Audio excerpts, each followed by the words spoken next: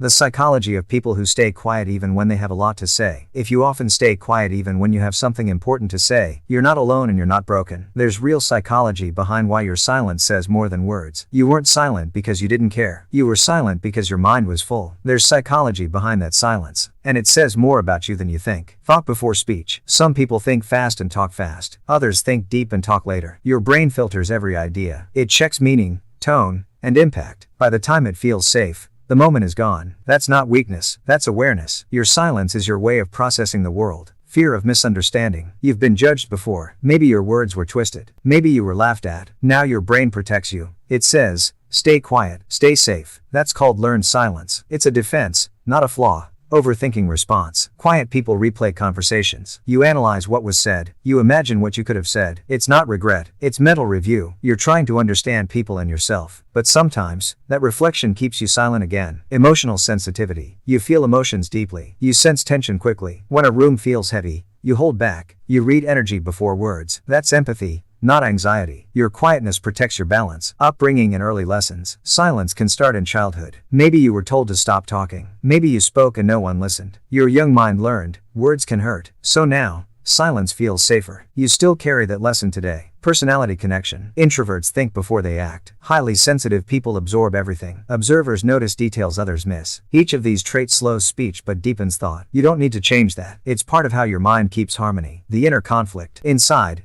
you want to connect, you want to share, but part of you holds back. You fear interruption. You fear being unseen again. So you choose stillness over struggle. The body stays calm, but the mind keeps talking. What the silence means. Silence isn't emptiness. It's reflection. It's the space where understanding grows. You listen more than you speak. You learn before you react. You bring depth into noise. That's strength, not shyness. The cost of staying quiet. Sometimes, silence hurts. You leave conversations feeling invisible. People assume you don't care. But you do. You just express it differently. Silence hides thoughts that deserve to be heard. Finding your balance. Notice when silence serves you, and when it limits you. Start with small sentences. One idea, one truth. You don't have to say everything. Just something that matters. The goal isn't to talk more. It's to speak when it's real. Quiet strength. Quiet people hold steady energy. You observe patterns. You understand moods. You bring calm to chaos. That's your quiet power. You don't have to prove it by speaking. It shows in how you see the world. Healing the voice. Give your thoughts another outlet. Write them, record them, share them slowly. Every small expression rebuilds trust in your voice. You don't need to be loud. You just need to be honest. Closing message. You're not silent because you're empty. You're silent because you're full. Full of thought, full of care, full of understanding. The world needs minds like yours. Quiet doesn't mean unseen. It means aware. And that's rare.